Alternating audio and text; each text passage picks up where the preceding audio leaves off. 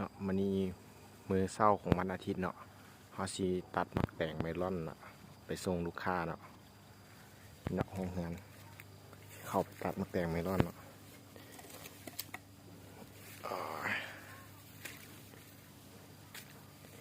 ยาหลายเนาะช่วงนี้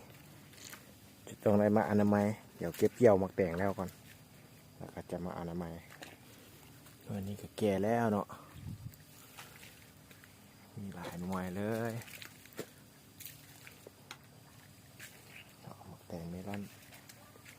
เดี๋ยวจักหน่อยเขาเอามักแต่งเมลอนไปส่งเด้อลูกค้าเด้อกำลังแก่เนาะใบกำลังเหี่ยวก็เหี่ยวหมาละ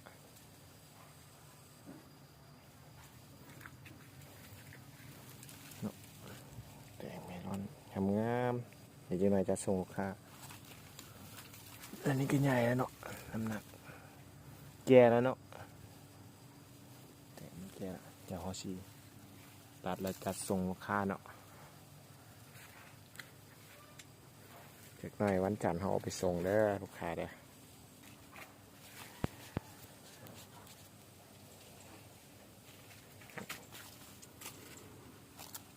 ตัดเลย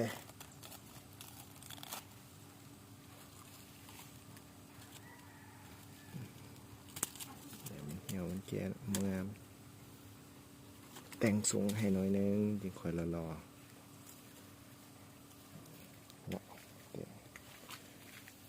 ตัดไปส่งค่ะ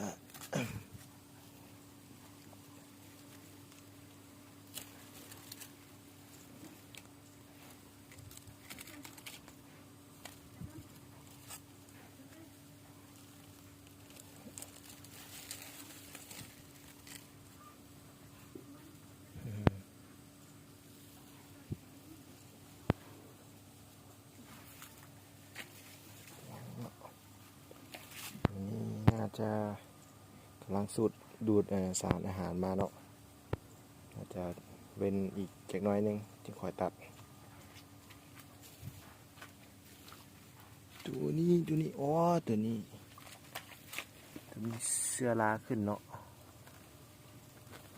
โอ้เสื้อลาขึ้นตกเกตแล้วเนาะเดี๋ยวตัดไปไว้เฮ็ดกินเลยขายบ่ได้เนาะตัวตกเกตเนาะ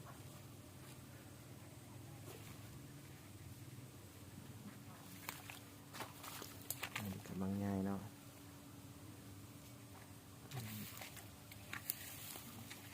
นี่ก็ตัดได้ละ2 หน่วยเนาะเว้น2 หน่วยได้หน่วยใหญ่กับหน่วยน้อยเนาะหน่วยน้อยหน่วยนี้หน่วยใหญ่เนาะ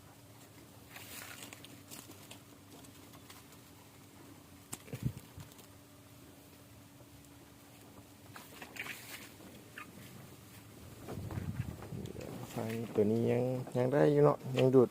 สารอาหารบ่ครบแต่มากแก่แล้วเนาะ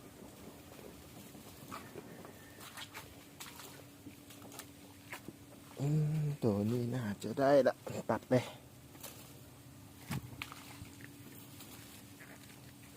ตัวนี้จะต้นโสมหลายเกิดมาเนาะแก่ละตัดเลยละ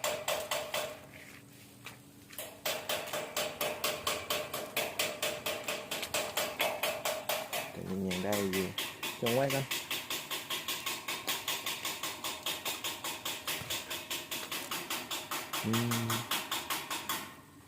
ตัวนี้แก่หลายเนาะแก่หลายเกิดละเดี๋ยวจะได้เขาจิกตัดเนาะซีลองเอามากมาลองปลูกเลยตัวนี้ก็แก่ตัดเลยตัวนี้ก็อีกทรงที่หน้าจะตัดที่หน้าเนาะหมากน้อยหมากใหญ่เต็มเลยเนาะตัวนี้ก็แก่แล้วเนาะเดี๋ยวแต่ต้นยังได้อยู่เดี๋ยวให้มันดูดอาหารหลายกว่านี้เนาะมันจึงค่อยมาตัดอันนี้โบพานเนาะ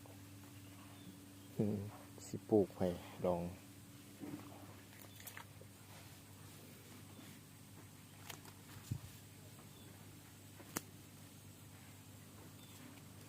ตัวนี้ต้นบ่ค่อยสมบูรณ์เนาะ บ่ค่อยสมบูรณ์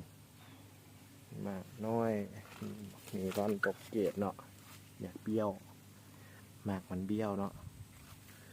บ่งามแต่ก็บ่เป็นหยังตัดไปไว้กิน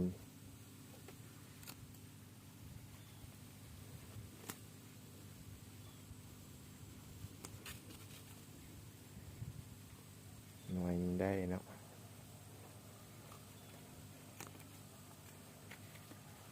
กินว่าส่วนสองต้นนี้เหี่ยวเนาะมีปัญหาน่าจะเป็นน้ำท่วมเนาะแต่ว่าสองหน่วยนี้โบแก่ปันใดกำลังสิแก่เนาะกำลังแตกลายเนาะแต่ว่าโบทันเนาะต้นมันเหี่ยวตายก่อนกันเนาะน่าจะเป็นน้ำห้างมีปัญหาเนาะตัดออกเลยไว้ไปกิน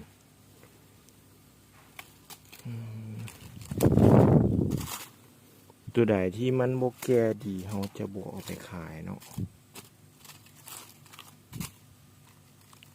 ตัดเลย200นี้เนาะจะโบไปขายจะเอามาไว้กินเนาะตัวนี้ก็ยังโบแก่เนาะแต่ต้นตายก่อนตัดเลยนี่โบไปขายเราจะเอามาไว้กิน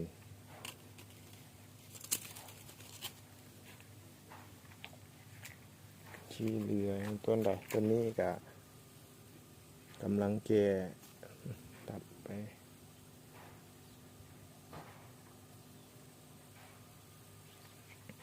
เนาะต้นนี้ตกอยู่ลุมเลยเพื่อนบอกเพื่อนน้อยนึงเนาะ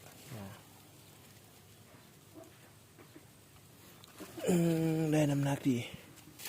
ต้นนี้ก็ตายเนาะต้องไปตัดเลย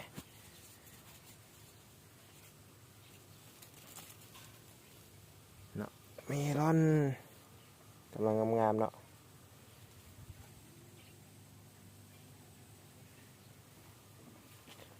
เดี๋ยวเราจะตัดไปให้ลูกค้าก่อนเนาะตามการสั่งเนาะเพิ่นสั่งมาเราก็ตัดไปให้ก่อนส่วนลูกค้าผู้ใดที่ว่ายังพันได้เนาะก็เดี๋ยวทาเบิ่งอีกนี่แหละอีกเครื่องโฮงเฮือนเนาะเดี๋ยวเราจะคัดสั่นเกรดดีๆส่งให้เด้อแต่ตอนนี้ก็บ่ทันแล้วเนาะ มีแต่ยังเหลือประมาณเท่านี้ไว้หอบหน้าเนาะไว้หอบหน้าจึงค่อยสร้างน้ำหอมเพิ่มได้เด้อขอบใจเด้อที่ติดตามรับชมรับฟัง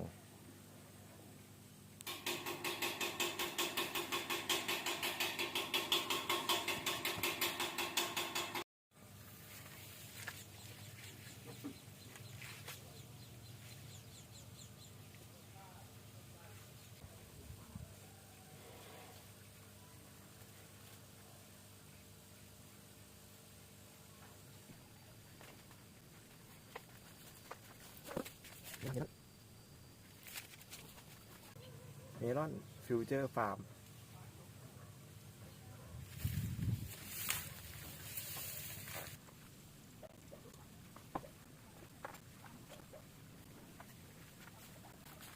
มันมาได้พี่ทำ